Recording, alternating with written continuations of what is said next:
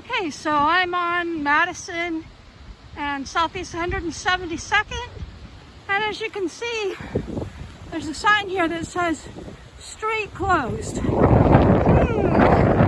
what's going on.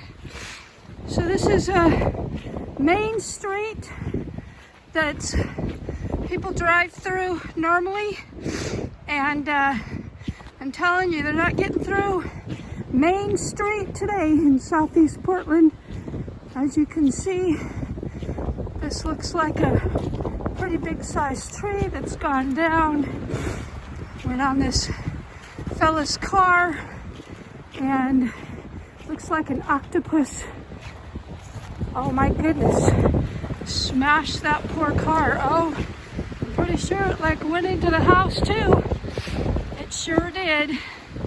And there's the guys working on it. Pretty hazardous. So we're in Northeast Portland.